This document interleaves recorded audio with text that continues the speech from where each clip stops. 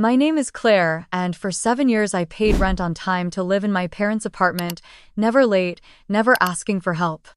Then one Sunday dinner they told me my younger sister, her husband, and their 2 kids would be moving in with me, rent-free. Within weeks, my fridge was empty, my work calls were interrupted by screaming kids, and a silver bracelet from my late grandmother vanished. But when my mother stood in my living room telling me to give up my bedroom and pay double rent because I had a steady job, I smiled, said I'd think about it, and started planning the one move they would never see coming. Stay with me because you're going to want to know exactly how I walked away and let karma do the rest. I was 31 when I realized I had been living in the same 2-bedroom apartment for 7 years. It sat on the corner of a quiet street in Fremont, Seattle, a place with enough charm to make up for the creaky floorboards and the way the windows let in the winter chill. My parents, Margaret and Frank Dawson, owned the building. They called it an investment property, but I knew they liked the idea of renting it to me because they could keep an eye on me without actually living under the same roof. I had made the apartment my own.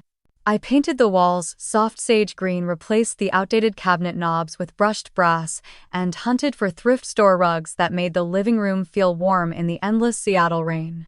Friends said it felt like a real home. For me, it was more than that.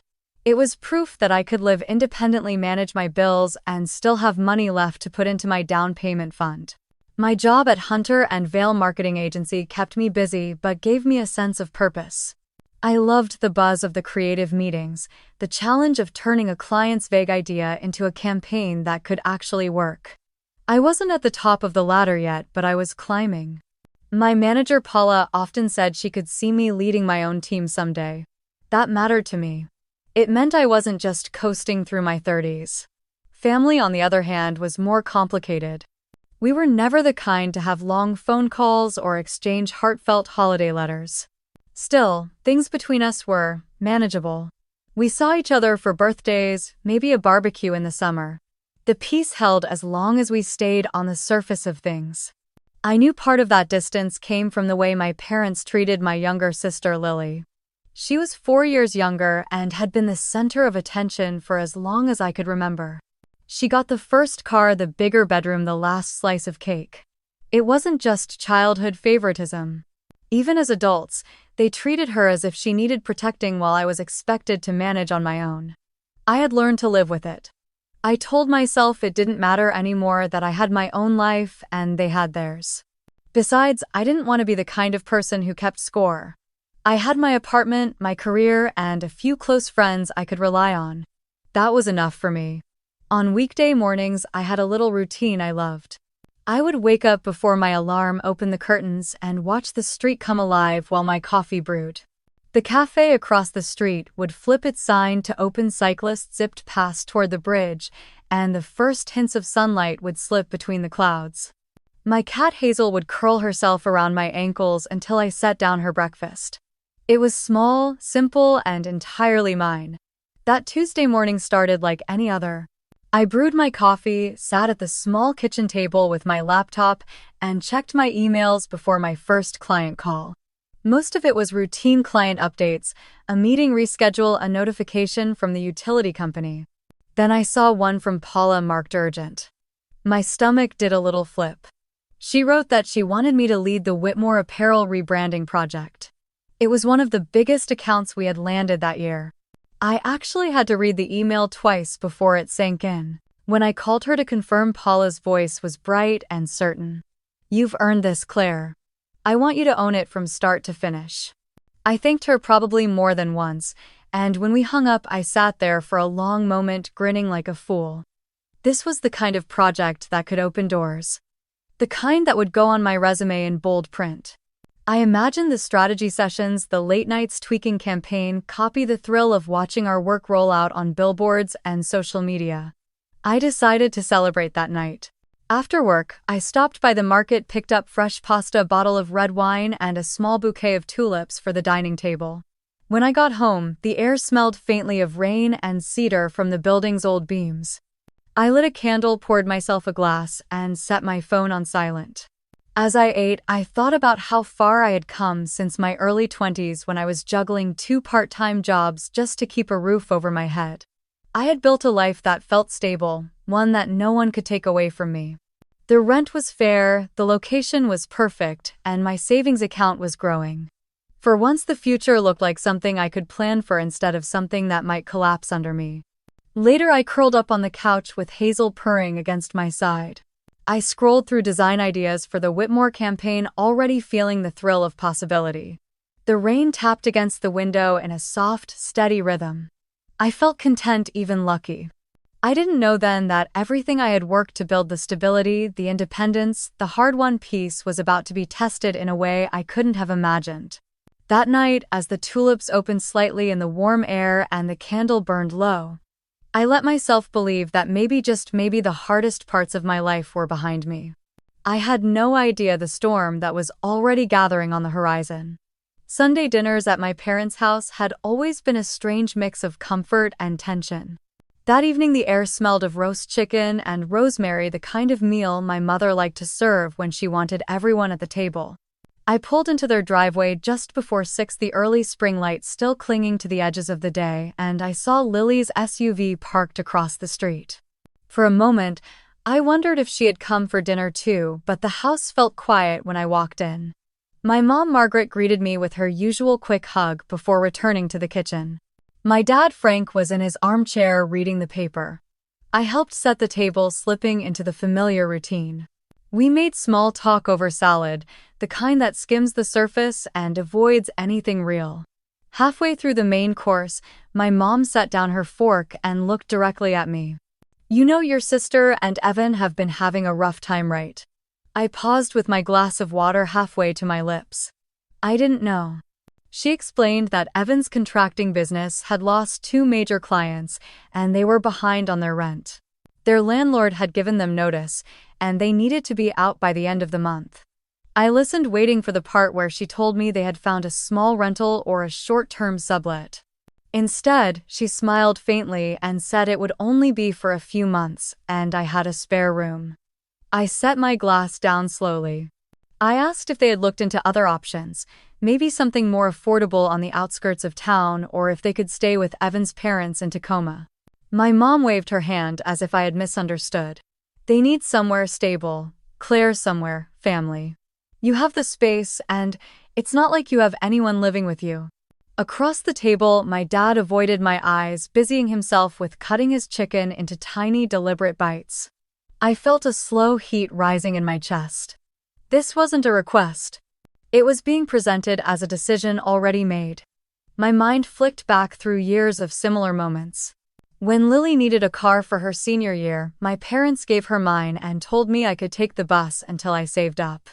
When I was offered a summer internship out of state, they said it would be better if I stayed home to watch Lily while they traveled. Even the scholarship I had nearly earned in high school was lost because they missed the application deadline, but somehow Lily's paperwork was always filed early. I pushed my plate away slightly and asked how long they were expecting this arrangement to last. My mom gave me that reassuring smile that had smoothed over so many of Lily's mistakes. "Just a few months," she said. "Maybe until the end of summer. And it will be good for you two to spend more time together." I felt my jaw tighten. My sister and I hadn't spent more than an afternoon together in years without it ending in some kind of argument. She had a way of taking up every inch of space, physical and emotional. Still, I tried to keep my voice even. I told my mom that moving in an entire family was a lot to ask without discussing it first. She leaned back, her expression shifting to that familiar mix of disappointment and disapproval. "Claire, sometimes family needs you and you just have to step up. You're the one in a position to help. Lily would do the same for you." I nearly laughed at that, but I bit it back. My dad cleared his throat and mumbled something about the weather turning nice soon, clearly eager to change the subject. I knew better than to expect him to take my side. Then my mom did something that made my stomach drop. She reached for her phone, tapped the screen, and said she had already told Lily they could start bringing things over next Saturday. The date hung in the air like a verdict. I sat there, my fork untouched, trying to process the fact that my life was about to be upended with less than a week's notice. It wasn't just the intrusion of space, it was the message underneath it. My stability, my home could be rearranged whenever it suited them, as if the last 7 years of rent and independence meant nothing. Dinner ended in a blur of polite conversation I barely registered. I helped clear the table, careful not to let my hands shake as I carried dishes to the sink. My mom hummed softly as she rinsed plates, completely at ease. My dad retreated to the living room, already flipping through channels. When I left, the cool night air hit my face, and I realized I had been holding my breath for most of the evening. I drove home with the radio off my mind, replaying the conversation over and over. By the time I parked in front of my building, the tulips on my table from the night before felt like they belonged to another life.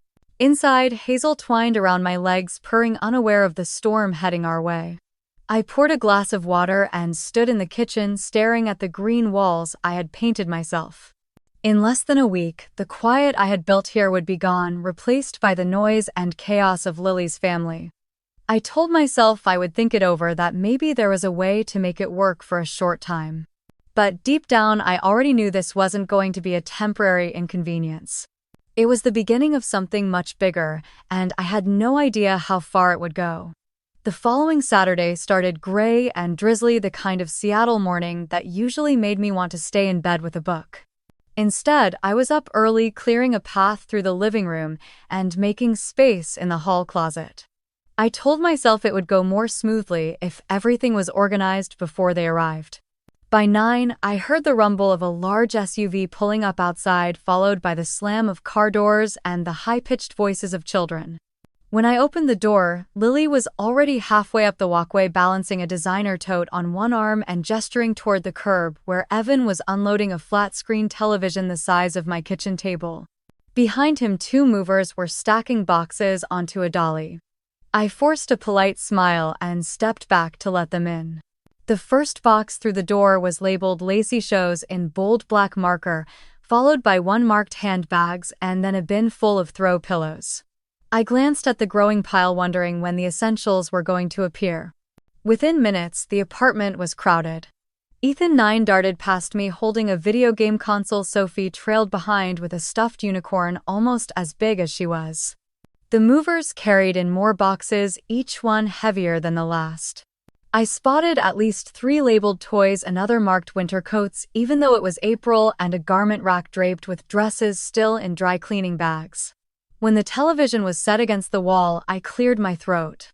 We should probably go over a few ground rules before you get too settled. Lily looked up from unwrapping a ceramic vase, her expression unreadable.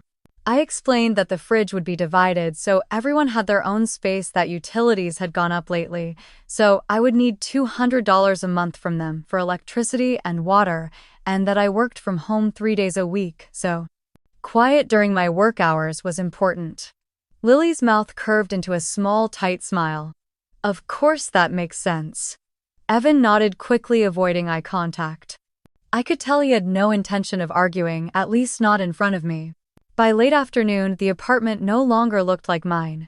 The couch was buried under throw blankets in bright clashing colors. The hallway was lined with shoe racks. Ethan's skateboard leaned against the wall next to the door, and Sophie's art supplies had already taken over the small dining table.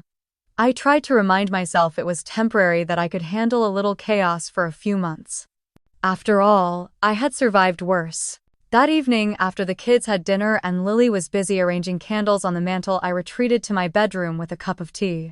I was answering a few last work emails when I heard the soft creak of my door. Sophie stood there, clutching a pink plastic tiara. "Hi, sweetie," I said, setting my mug down. She stepped inside without waiting for me to invite her and began looking around.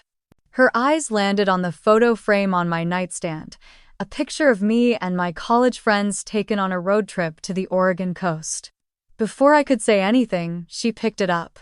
The glass caught the light as she turned it in her hands, and then, as if in slow motion, it slipped through her fingers. The frame hit the hardwood with a sharp crack. I flinched at the sound. Pieces of glass scattered across the floor, the photo itself bent and torn at the corner. Sophie's eyes widened, but before I could even speak, Lily appeared in the doorway. "What happened?" she asked, glancing from Sophie to me. I told her the frame had fallen. Lily scooped Sophie up and kissed her cheek. "Oh, it's just a frame. We'll get you another one." "It's not just a frame," I said, quietly kneeling to pick up the shards. "That picture means something to me." Lily's smile tightened. "Claire, she's 5. It's not the end of the world." I bit down on the urge to point out that 5-year-olds could still be taught to respect other people's things. Instead, I focused on gathering the glass, my hands steady even though my chest felt tight. Lily carried Sophie out of the room, her voice drifting back, talking about finding a snack. When I was done cleaning up, I sat on the edge of my bed and stared at the empty space where the photo had been. It wasn't about the frame. It was about how easily something personal could be dismissed, how quickly my boundaries could be brushed aside in my own home. Outside my door, the television blared and the kids laughed over some game, their voices echoing through the apartment. I closed my eyes for a moment, telling myself I could get through the evening without another confrontation. But deep down, I already felt the balance tipping, and I knew this was only the first crack in the walls I had built around my peace. Within 2 weeks, it was obvious that the rules we had agreed on were little more than background noise to Lily and Evan. The fridge shelves I had cleared for my own groceries were now crammed with half-empty soda bottles, takeout containers, and 3 different tubs of whipped cream. The yogurt and fresh fruit I bought would disappear within a day, and no one ever mentioned replacing them. The quiet hours I had asked for during my work-from-home days vanished almost immediately. The television in the living room seemed to be on from breakfast until well after midnight. Ethan and Sophie turned the hallway into a racetrack, their footsteps pounding against the wood floors as they chased each other with plastic swords. Even with my bedroom door closed, I could hear every shriek and crash. My utility bill for the first month arrived, and my stomach sank. The total was nearly double what it had been before they moved in. Lights were left on in every room, the dryer ran for single loads, and the dishwasher churned almost daily, even when it was half empty. One Wednesday morning, I had a virtual presentation for a major client. I had been rehearsing for days, making sure every slide was tight and polished. At exactly 10, I joined the video call. Elaine Grayson, my boss and the agency founder, was already there, her expression sharp but encouraging. I began walking the clients through the campaign strategy, my voice steady, despite the faint thump of something in the background.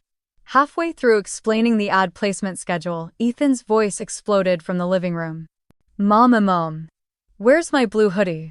His shouting was so loud it made my microphone spike. I saw Elaine's brow crease, her eyes flicking to the noise in my background.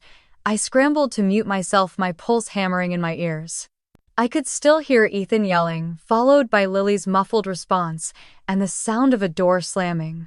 I unmuted and forced a calm smile into my voice, pretending nothing had happened, but I could feel the heat rising in my cheeks. After the call ended, Elaine stayed on for a moment. "I just want to mention something, Claire. I used to mentor your sister years ago before she left the agency. She had potential, but she never had the discipline to follow through." Her eyes softened slightly. "I know you're different, but be mindful of what you allow to interfere with your work." Her words landed heavier than I expected. I thanked her, assured her it wouldn't happen again, and logged off. But the comment stuck with me for the rest of the day, lodged like a small stone in my chest. It wasn't just about the noise or the disruption. It was about the shadow of Lily's reputation stretching into my own career. That afternoon, I tried again to reset boundaries.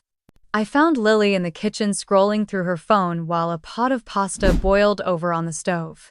I told her about the interruption during my meeting and asked if she could keep the kids occupied when I was working. She nodded, said she understood, and then within minutes Ethan was back in the hallway kicking a soccer ball against the wall. By the weekend, I stopped keeping track of how many times I restated the same requests. The fridge was still overstuffed with their groceries, leaving my produce to wilt in the crisper. I would find my charger missing from my desk, my clean laundry pushed aside in the dryer so they could run a single hoodie. One night I returned from a late client dinner to find the living room rearranged. My armchair had been shoved into the corner to make room for a second gaming console, and my bookshelf had been emptied of half its contents so Sophie could line up her dolls in a neat row. I stood there for a moment, taking in the new chaos, my fingers curling tightly around my bag strap. Evan looked up from the couch and asked if I wanted to join them for a movie. I told him I was tired and headed straight to my room. Hazel followed, slipping in before I closed the door. I leaned against it for a moment, listening to the laughter and the rumble of the television through the thin walls. In the quiet of my room, I thought about Elaine's voice, about the way she had compared me to my sister without meaning harm. I knew I had to prove that I could keep my career intact, despite the storms swirling around me. But with every day that passed, the line between my life and theirs blurred a little more, and I could feel my grip on my own space slipping. I lay down, staring at the ceiling, wondering how much longer I could pretend that this was a temporary situation. By the third week of their stay, the tension had settled into my bones like a weight I carried everywhere. The constant noise, the clutter, the feeling that nothing in my home belonged entirely to me anymore, had begun to seep into every corner of my day. And on top of it all, Lily still hadn't said a word about the $200 we had agreed she and Evan would contribute toward the utilities. I tried to be patient. Maybe she had forgotten. Maybe she was waiting for payday. I told myself I'd bring it up casually and she would just hand it over. But each time I thought about starting the conversation, I pictured her shrugging it off or changing the subject, and my stomach would tighten. One Thursday evening, after I wrapped up a long day of meetings, I found her in the kitchen stirring a pot of pasta. The kids were in their room arguing over a video game. I leaned against the counter and said I'd just gotten the electric bill. It was almost double what it had been before they moved in. I reminded her we had agreed on the $200 to help cover the difference. She smiled like I'd just mentioned the weather. "Oh, right. Yeah, I'll get it to you. Things are a little tight right now, so maybe next week or the one after." Her voice was light, almost cheerful, as if she'd just asked me to pass the salt. My chest tightened. It wasn't just the money.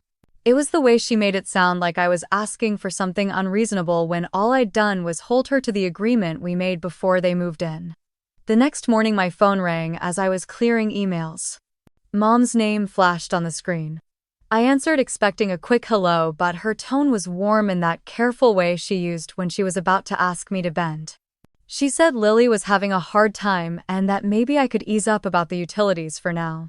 She reminded me that I had a good job, a steady income, and that I was lucky to have my own place when so many people my age still lived with roommates. I tried to explain that it wasn't about luck, it was about fairness. I was already paying rent to them every month, and now I was covering higher bills because of 4 extra people in the apartment. Mom sighed like I'd missed the point entirely. She said I'd always been the responsible one, the one they could count on. The words felt less like a compliment and more like a burden being slid back onto my shoulders. After we hung up, I sat there for a long minute staring at my phone. The conversation had left a sour taste in my mouth. I knew that in her mind this was just another example of me stepping up, but to me it was another example of being taken for granted. Later that afternoon, I came home from the grocery store to find the apartment unusually quiet. The living room was empty, the television off. My bedroom door was open a few inches. I pushed it gently and froze. Sophie was sitting cross-legged on the floor with my jewelry box open beside her, the contents spread out in a glittering half-circle. She was trying on one of my necklaces, holding it up to her neck in the mirror. I crouched down, keeping my voice soft. "Those are delicate, sweetheart. Let me help you put them back." She held up a silver bracelet, one of the pair my grandmother had given me before she passed, and asked if it was real. I took it gently from her and began placing the pieces back into the box, counting them as I went. That was when I realized the matching bangle was missing. "Did you see another bracelet like this one?" I asked. She frowned, said maybe it rolled under the bed. I searched under the bed, under the dresser, even in the hallway, but it was nowhere. When I told Lily, she barely looked up from her phone. She gave a short laugh and said I should keep valuable things out of reach if I didn't want the kids getting into them. Her tone was flat, almost mocking, as if I were overreacting. "It's not about value," I said, trying to keep my voice steady. "That bracelet was my grandmother's." She shrugged, eyes already back on her screen. "Well, kids are curious. You can't expect them to understand sentimental stuff." Her words stung in a way I hadn't expected. It wasn't just the loss of the bracelet. It was the dismissal, the implication that I had invited this by not guarding my things more closely. That night, I moved the jewelry box to the top shelf of my closet, hidden behind a stack of winter sweaters. I sat on the edge of my bed, Hazel curled up beside me, and listened to the muffled laughter from the other room. My space, my possessions, even my time felt like they were no longer mine. I thought about calling Mom to tell her about the bracelet to see if maybe she'd understand this time.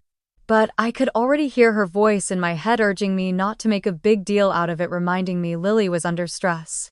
So I stayed quiet, running my fingers over the empty spot in the jewelry box that only I would notice. Outside my window, the rain had started again, tapping against the glass. It sounded like a slow, steady clock ticking down the time I had left before something inside me would snap. The morning after the rain, I woke to the sound of cupboards slamming and drawers opening in the kitchen. It was barely 8 and the smell of burnt toast was already drifting down the hallway. I wrapped myself in a sweater and stepped out to find Lily making pancakes while Evan sat at the table scrolling through his phone. Sophie was coloring on the floor and Ethan was arguing about the last waffle. The place felt crowded in a way that went beyond physical space. I poured myself coffee and was about to retreat to my room when the doorbell rang. Before I could move, Lily called out that it was Mom and Dad. She seemed surprised too. My parents almost never showed up without calling. Mom stepped inside first, carrying a tote bag and looking around with a quick, critical eye. Her gaze swept over the toy bins overflowing in the corner, the shoes scattered by the door, and the laundry basket sitting in the hallway. She smiled in that tight way she had when she wanted to be polite but was already making a judgment. "Looks like you've got your hands full here," she said, and then turned to me. "Claire, I've been thinking. With the kids needing more space, maybe it would make sense for you to take the smaller bedroom. That way Lily and Evan could move into the larger one." I blinked at her, sure I had misheard. "You mean my bedroom? The one I've been in for 7 years?" She nodded briskly as if the decision had already been made. "It would be more comfortable for them, and besides, you don't need all that extra space." Before I could answer, she pulled a manila envelope from her tote and set it on the dining table. "Inside is the updated lease. Just a few changes," she said, brushing invisible crumbs from the table. I pulled the top page halfway out of the envelope and my eyes caught on the number printed in bold near the top. $2,600. I felt my heart skip. "That's double my rent," I said, looking up at her. "The market's gone up," she replied smoothly, "and with more people living here, now it's fair to adjust. Plus it will cover some of the wear and tear." I asked her why this had to be done now when my current lease didn't expire until December. She avoided my eyes and said it would be cleaner if everyone was on the same agreement. "We can get this signed today and have it done." I glanced at Lily. She was standing by the counter, eyes fixed on the mug in her hands. Evan had shifted his weight against the doorway but didn't look at me. Dad was flipping through a magazine from the stack by the bookshelf, pretending to read. I kept my tone even. "Mom, I've been paying you $1,300 on time every month for years. I've taken care of this place. Why would my rent double when I'm moving into a smaller room?" "Because you're the one with a steady job," she said without hesitation, as if that explained everything. "You can handle it." The words landed like stones in my stomach. I could see how she framed it as practicality, but it felt like she was simply shifting responsibility onto me because I was the easier option. I set the lease back on the table and folded my hands. "I appreciate you thinking this through," I said quietly, "but I'm not signing anything today. I'll need time to review it." She pursed her lips but didn't press. Maybe she thought my resistance was just a formality. The rest of the visit played out in a strained silence. Mom made small talk about the weather, Dad kept flipping pages, and Lily asked the kids to pick up their toys. No one brought up the lease again, but the envelope sat there between us like a stone in the middle of the table. When they finally left, I picked it up and carried it to my room. I didn't even bother opening it all the way. Hazel jumped onto the bed beside me, curling into a tight ball against my leg. I stroked her fur, my mind already turning over the possibilities. For weeks I had felt cornered, like the walls of my own life were being pushed inward. But sitting there with that envelope, I felt something shift. I knew exactly what I was going to do. It would take some planning, some patience, but when the time came, there would be no argument, no begging me to change my mind. I slipped the envelope into the back of my desk drawer and closed it. Outside, the sky had cleared to a pale blue, but the air still held the sharp scent of rain. For the first time in months, I felt like I had a plan that belonged only to me. I started small. The next morning on my way to work, I took the long route and stopped by a coffee shop a few blocks from my office. Robert Jenkins, one of our longtime clients at Grayson and Company, was sitting by the window with a newspaper. We had talked before about his property investments, mostly in passing, and I knew he owned several small apartment buildings outside the city. I greeted him and asked if he happened to know of any one-bedroom rentals that were quiet and reasonably priced. He set down his mug and said he might have just the place in Tacoma. It was in a brick building from the 40s, recently renovated with hardwood floors and big windows. The rent was fair, and he said the current tenant would be out in 2 weeks. My pulse quickened as he described it. I told him I wanted to see it as soon as possible. That Saturday, I drove down to Tacoma under the pretense of meeting a friend for lunch. The neighborhood was calm, lined with maple trees that were just starting to bud. When Robert unlocked the door, the scent of fresh paint and lemon cleaner filled the air. The apartment was small but full of light, with a kitchen that overlooked a courtyard. I knew instantly it could be mine. I told him I would take it and handed over a deposit on the spot. Back at home, I began to prepare. I opened a new bank account at a branch near my office, making sure all statements would be sent digitally. I gathered my birth certificate, passport, and other important papers and brought them to work, locking them in my desk drawer. I started packing in careful increments, choosing items that could pass as donations. Each week, I filled 1 or 2 boxes and labeled them for charity. I dropped them at the thrift store on my lunch breaks, no one in the apartment any wiser. One evening, I met my friend Anna for coffee. She had gone through a brutal eviction battle with a landlord the year before and now worked with a legal aid group. I told her about the new lease my mom had tried to push on me and asked if she could look at my current agreement. She scanned the pages, then shook her head. "Claire, this lease is valid until December. They cannot raise your rent or change the terms unless you agree in writing. You don't have to sign anything new." Her words hit like a steady anchor, dropping into place. The pressure I had been feeling began to shift into something else. Certainty. I thanked her, and she promised to connect me with a lawyer friend who could confirm it. A few days later, over the phone, that lawyer walked me through the details. "Unless you break the lease, you are protected until it expires," he said. "If they try to force you, it's illegal." I hung up with a sense of quiet power I hadn't felt in months. My family had assumed they could nudge me into a corner, but the law was on my side. All I had to do was leave on my own terms. In the evenings after everyone had gone to bed, I would pack for an hour at a time. I wrapped my grandmother's china in towels and tucked it into a suitcase. I slid books into reusable grocery bags and stacked them in my closet. Every so often, Lily would ask why I was giving away so much, and I would tell her I was decluttering. She seemed satisfied enough with that answer. Hazel followed me from room to room as if she sensed something was changing. I made a mental checklist: utilities, forwarding, address, key handover. I decided that when the day came, I would move quickly and quietly, leaving nothing for them to argue over. One rainy Wednesday, I came home early to find Mom in the kitchen with Lily. They stopped talking when I walked in. The manila envelope with the lease was still on the counter, as if waiting for me. Mom gave me a smile that didn't reach her eyes and asked if I had a chance to think about it.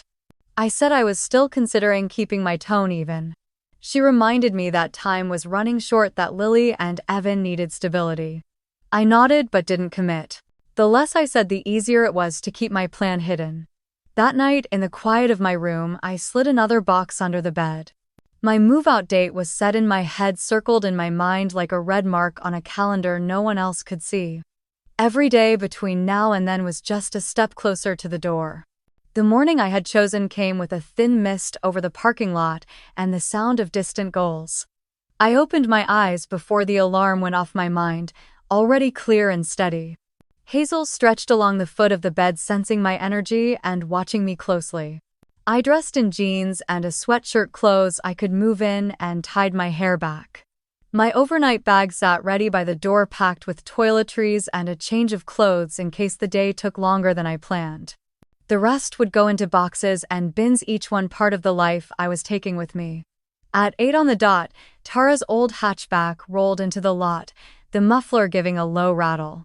She emerged with a travel mug in one hand and a bundle of flattened boxes in the other. We didn't hug or talk about the weather. She knew as well as I did that we had a narrow window. Inside, the apartment felt unnervingly still. Lily and Evan had taken the kids to Mom's for the weekend, and I knew they wouldn't be back until Sunday night. That silence was my advantage. I handed Tara a key so she could come and go without knocking, then we got to work. We started in my bedroom, the most personal space. Clothes went into suitcases, books into sturdy grocery bags, framed photos into padded boxes. I moved quickly, resisting the urge to flip through old journals or linger over mementos. The goal was speed and precision, not nostalgia. Tara ferried each finished box down the hall on a small folding dolly and loaded them into her car. I heard the dull thud of cardboard sliding into the trunk, the quiet slam of the hatch closing. She was back upstairs within minutes, ready for another load. By 9:30, the closet was empty except for a couple of bent wire hangers. My bed frame was disassembled, the mattress leaning against the wall. Hazel's carrier sat near the door, a fleece blanket inside. I spoke to her softly as I passed, promising she would like the new place. In the kitchen, I wrapped my grandmother's china in dish towels and slid the bundles into a plastic bin. The rest of the dishes I left neatly stacked in the cupboards. A few of them had been purchased jointly with Lily and Evan when they first moved in, and I had no interest in sorting through ownership. The living room looked oddly larger without my bookcase, side table, or the small armchair where I'd spent countless evenings. The rug, a gift from an old coworker, was rolled and bound with twine, leaning against the wall. The coffee table still held the manila envelope with the revised lease exactly where my mom had left it weeks ago. I walked over and set my apartment keys beside it. From my bag, I pulled out a note I had written the night before. I have found a new place. Wishing you the best. I weighed it down with the smooth river stone that had lived on my desk for years. That stone had been a paperweight, a worry stone, a tiny anchor. Now it would be the period at the end of my sentence here. Tara came back in, brushing hair from her face. Just a few more, she said. We're making good time. I nodded, my eyes sweeping over the space one more time. By 10:30, the bedroom was bare, the bathroom shelves wiped clean, the hallway closet emptied. Only the faint outlines on the walls and the ghost impressions in the carpet marked where my life had been. I took Hazel and her carrier down to the van I had rented under my name 2 days earlier. It was parked a block away, so no one would notice. The carrier sat on the passenger seat, and I cracked the window so she could have fresh air. When I came back upstairs for the last load, I stood in the middle of the living room. The air smelled faintly of lavender cleaner from the night before. It should have felt like a home, but it was just a set of rooms now stripped of the warmth I had once poured into it.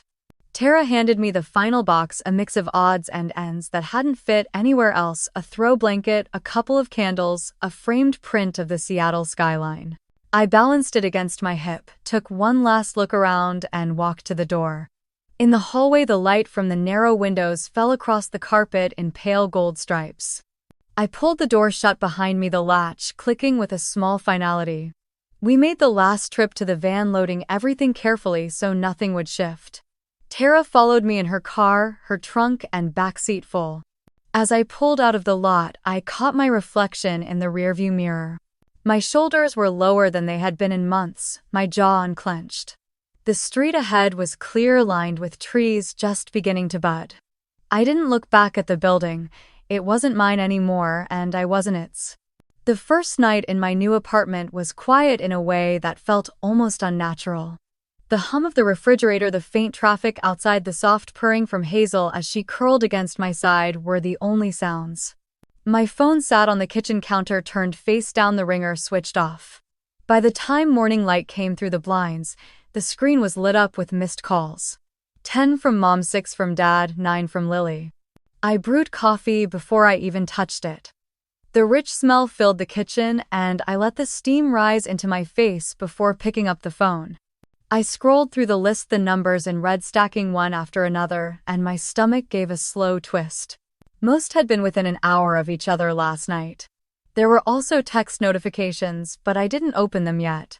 Instead, I sat at the small table, sipped my coffee, and watched Hazel bat at the strings of the blinds. It was close to 9 when I finally called Mom back. She picked up on the first ring. Her voice was sharp the way it got when she was holding back anger. "Where are you? Do you know what you've done?" I told her I had moved into a new place, that it was something I needed to do for myself. "You need to give me your address," she said.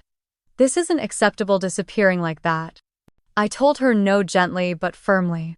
She demanded again, her voice rising. I could hear the edge of disbelief, like she was waiting for me to break and explain myself away. Dad's voice cut in muffled in the background, and then he was on the line. "Your mother's just... She's having trouble with this, Claire. Maybe you could meet with us, talk it through." I said I wasn't interested in talking it through. I had made my decision, and it wasn't up for negotiation. There was a pause, the sound of Mom muttering under her breath. Dad didn't push. "Well, I guess we'll give you some space," he said quietly, and then hung up. I stared at the phone for a moment before setting it down. It buzzed almost instantly with a new text. This one was from Lily. "So you just leave," she wrote. "You leave your niece and nephew without saying goodbye." I could feel the familiar pull of guilt tightening in my chest, but I didn't answer right away. 2 minutes later, another message came. "If you had just been willing to work with us, none of this would have blown up. You always make everything harder than it needs to be." My fingers hovered over the screen. I thought about the broken bracelet, the empty shelves in my kitchen, the way my boundaries had been treated like suggestions. Finally, I typed a reply. "The responsibilities of parents belong to the parents." I hit send and turned the phone face down again. For the rest of the morning, the calls slowed but didn't stop entirely. I let them go to voicemail. I unpacked my dishes, lined them neatly in the cabinet, set my books on the shelves. Hazel explored each corner, sniffing the baseboards and peeking into the bedroom closet. Around noon, Tara dropped by with a housewarming plant, a leafy pothos in a white ceramic pot. She didn't ask about the calls, just set the plant on the counter and helped me hang curtains in the living room. We opened the windows and let the fresh air in. While we worked, my phone buzzed again. I glanced at the preview on the lock screen. Mom had sent a short message. "I can't believe you'd do this to your own family." I slid it aside without reading the rest. By evening, the missed calls were fewer, replaced by longer text messages from Lily that alternated between anger and self-pity. I read the first line of one before deleting it. There was nothing in them I hadn't heard before, nothing that would change the fact that I was here in my own space and they were not. I heated a simple dinner, ate at the table with the plant beside me and Hazel watching from the windowsill. Outside, the sun dipped low, turning the buildings across the street a warm gold. It struck me then that I hadn't heard a single raised voice all day. No television blaring, no doors slamming, no footsteps pounding down the hallway, just the quiet I had been craving for months. When my phone lit up again, I didn't reach for it. I took my plate to the sink, washed it, and set it to dry. The sky deepened into twilight and I pulled the curtains closed. The world outside could wait. 2 weeks had passed before I heard anything more than the occasional missed call or text that I ignored. That morning, my phone buzzed on the counter while I was pouring coffee. I glanced at the screen and saw Dad's name. For a moment, I thought about letting it ring, but something in me decided to pick up. His voice was softer than usual, carrying that weary edge. I remembered from the few times he'd been stuck in the middle of my mother and me. He asked how I was settling in. I told him I liked the new place, that Hazel was enjoying the sunlight in the mornings, and that work was busy in a good way. He hesitated, and I knew something else was coming. Apparently, things at the old apartment had taken a turn. The landlord had stopped pretending this was some long-term free arrangement and told Lily and Mark they needed to start paying rent or vacate. Without my checks covering the place, they were suddenly faced with the same reality the rest of us lived in. Mark had picked up extra shifts at a warehouse in Kent and was even working nights at a big box store to make ends meet. Lily had been applying for cashier and stock jobs at a local grocery chain, but so far had only landed a part-time position. Dad went on to say they'd enrolled Sophie in daycare because neither of them was home during the day anymore. Ethan had been telling his teachers that his parents argued most nights when they thought the kids were asleep. Dad sighed like he was carrying the weight of all of it, and I could tell he wanted me to offer a solution. I didn't. I asked gently if Lily had considered cutting back on her spending. There was a pause before he admitted she'd already sold a few handbags and pairs of designer shoes to cover bills. I remembered those boxes taking up half my hallway closet when they moved in, all neatly arranged while my own things were squeezed into corners. Now they were pawning them off one by one. That afternoon, my phone lit up again, this time with a video call from Ethan. His smile appeared before the camera had even focused. His hair stuck out in every direction, and I could hear Sophie chattering in the background. He told me he missed me and Hazel and turned the camera to show Sophie waving, her face still round with baby softness. She went back to coloring while Ethan leaned closer to the screen. He said Mom and Dad were busy all the time now, that Sophie stayed at daycare until it was dark some days, and that he wished they could come over like before. I told him my new place was small, but maybe we could meet for ice cream one weekend. His whole face lit up, and he made me promise. I did. After we hung up, I sat there holding my phone, thinking about the kids. I loved them, but love didn't mean losing myself again. Every time I had stepped in before, it had ended the same way, Lily leaning on me until I was carrying everything while she and Mark avoided the hard work of holding their own lives together. That evening, I lit a candle on the kitchen table and opened the windows. The scent of rain from earlier in the day drifted in, mixing with the faint warmth of the setting sun. I poured a glass of wine and sat back, letting the quiet fill the space. A week earlier, I might have felt guilt twisting in my chest after that call. Now I realized guilt had a different shape. It no longer pulled me toward fixing things. It just reminded me that I could feel compassion without stepping back into a role that had nearly drained me dry. On Sunday, Tara came by and we took Hazel to a park by the water. We found a bench under a wide maple tree, and while Hazel dozed in the shade, Tara asked if I'd heard any more from Lily. I told her about Dad's call and Ethan's video chat. She leaned back, watching the ripples in the water, and said, "Maybe this was the wake-up they needed." I shrugged. Maybe. But I knew for me there was no undoing the boundaries I'd set. That night, as I folded laundry in the living room, I looked around my new apartment. It was smaller than the old one, but it felt entirely mine. Every piece of furniture was where I wanted it. The quiet wasn't fragile here. There was no constant sense that at any second someone might barge in with noise, demands, or criticism. My phone buzzed again on the counter. This time, it was a text from Dad. It read, "Just wanted to say I'm proud of you for taking care of yourself." I stared at it for a moment, then smiled and typed back a simple thank you. It was the first time in years anyone in my family had acknowledged my choices without an attached lecture or guilt trip. When I went to bed, Hazel curled at my feet. The room was cool from the evening air, and I felt a steady calm settle in my chest. Outside, the chaos of my sister's life would keep spinning, but it wasn't mine to fix anymore. I pulled the blanket higher, turned off the lamp, and let the quiet carry me into sleep. By the time spring came back around, the world looked different to me. My morning started in the sunlit kitchen of my own townhouse in Tacoma, a place I had chosen and paid for with my own name on the deed. It had cost me $415,000, a number that once would have made my stomach clench, but now it felt like proof of everything I had worked for. The promotion at Grayson and Company had brought a raise big enough to make the mortgage comfortable, and my savings had grown in ways I hadn't imagined a year ago. The townhouse had 2 floors, a small fenced yard, and a little deck where Hazel liked to sit in the afternoon sun. I kept the place just the way I liked it. Every picture on the wall, every mug in the cabinet was mine. No one moved things without asking. No one turned the television up so loud that the floor vibrated. One Tuesday in early May, a small brown package arrived at my door. The handwriting on the label made my chest tighten for a moment. It was my mother's Paramai.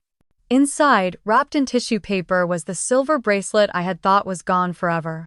It had a slight bend in one of the links, as if it had been stepped on, but it was still the same bracelet my grandmother had left me. Tucked beside it was a note in my mother's careful cursive. "This belongs to you." I sat at the kitchen table holding it, feeling something shift, not quite forgiveness, but a loosening in the knot I had carried. I didn't call her. I just put the bracelet on and let it stay there. Summer came, and with it an invitation to Ethan's 10th birthday party. It was being held at a community center in Federal Way, a neutral place that felt safe enough for a first real family gathering. I decided to go partly because I missed the kids and partly because I wanted to see if anything had truly changed. When I arrived, Ethan spotted me from across the room and ran over, nearly knocking the paper crown off his head. Sophie followed, her arms wrapping around my waist in a quick, shy hug before darting back to the cake table. Mark nodded at me from near the snack table, looking more tired than I remembered but less defensive. My parents were there too. Dad gave me a warm smile. Mom's was smaller, but it was there. We exchanged polite words about the party, the cake, the weather. No one brought up the past. Lacey kept her distance for most of the afternoon.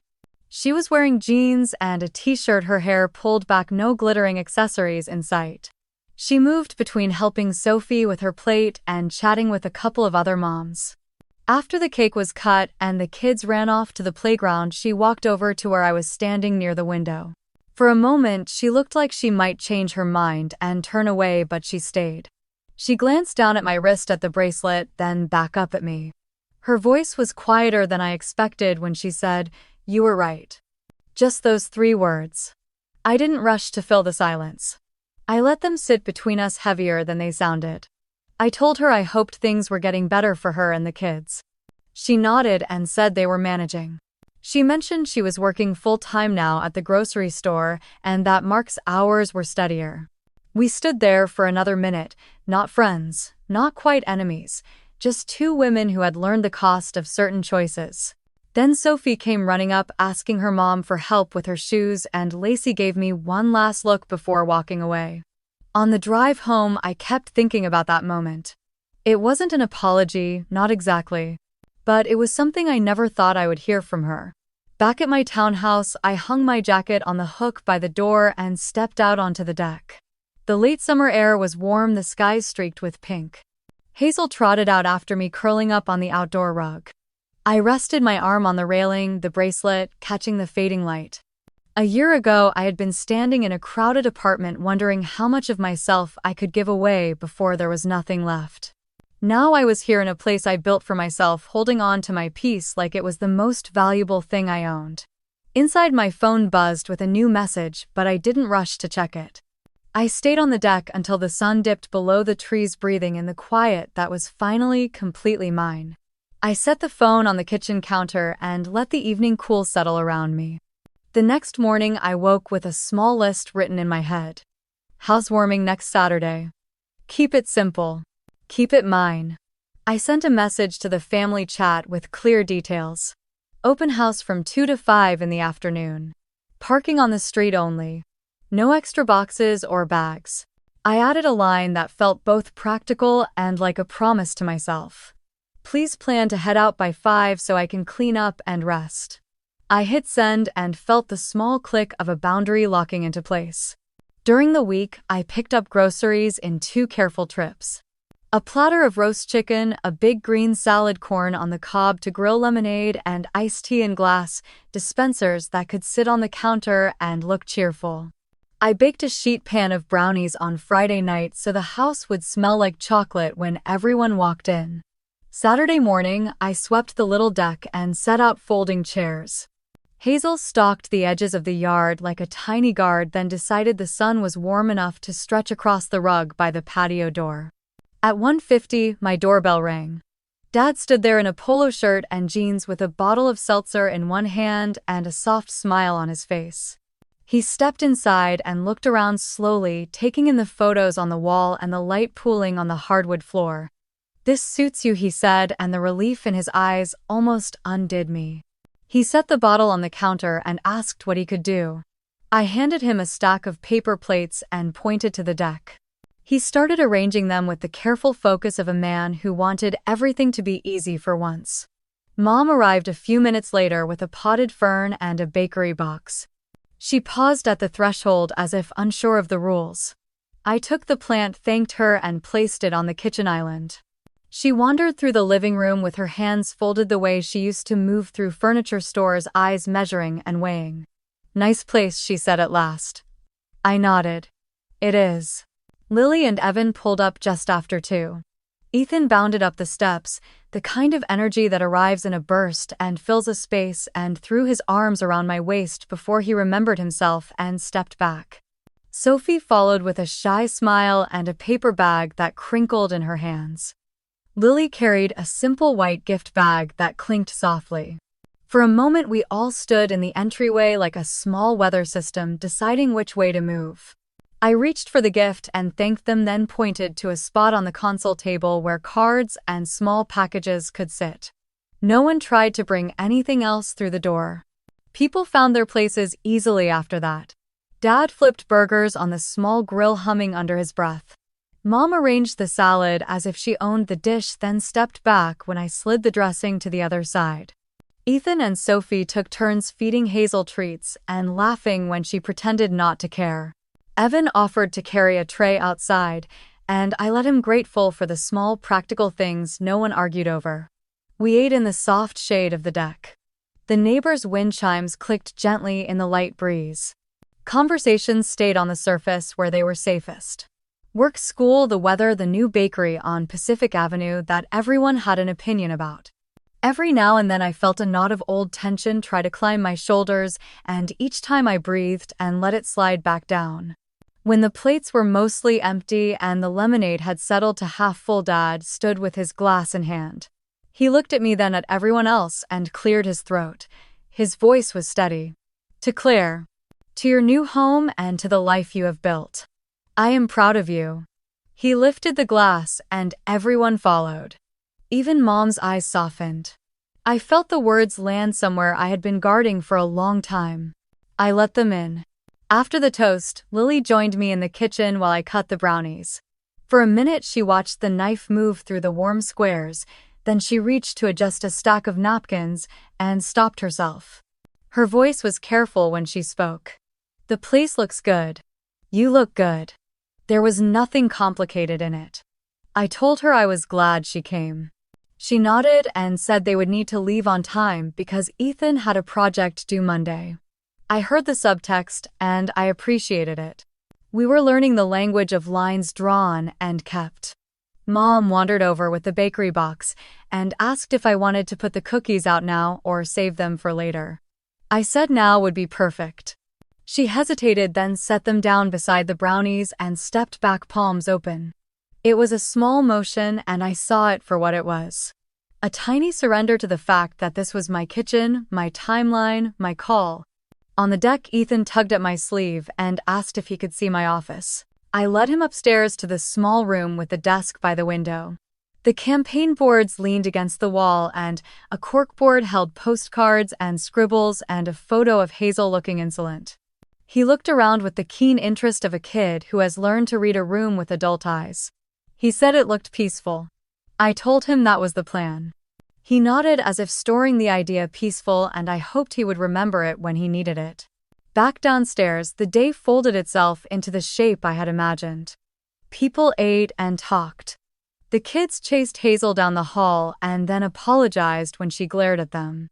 Evan asked about my mortgage rate with the casual envy that does not sting when it is honest.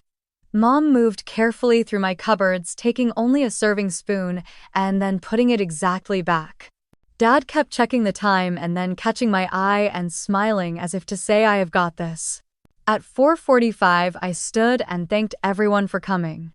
I said I was so happy to have them here and that I had an early start at the office on Monday to prep a pitch. It was true, and it was also the boundary dressed in a polite coat. People took the cue. Cups went into the bin, plate stacked. Lily gathered Sophie's sweater and Ethan's cap without leaving a single thing behind. Mom slipped the fern instruction card into her purse and did not try to tuck anything else around it. At 5 on the dot, the last hug was given and the last car door closed. The house exhaled. I stood in the kitchen with my hands on the island and listened to the quiet settle. Hazel trotted out from behind the couch like a hostess relieved her guests had enjoyed themselves and left on time. The sun slid lower and turned the edges of the room honey gold. I rinsed the glasses and set them to dry, wiped the counter, folded the deck chairs, and felt a sense of rightness deepen with every small task. I thought about all the ways I had once tried to earn peace. I had over-explained, overworked, overgave. In the end, the thing that changed everything was simple. I stopped fighting to be understood and started living in a way that did not need permission. I made a life that mirrored what I valued: space, calm, reciprocity, respect. People sometimes ask what revenge feels like when you do not take a swing.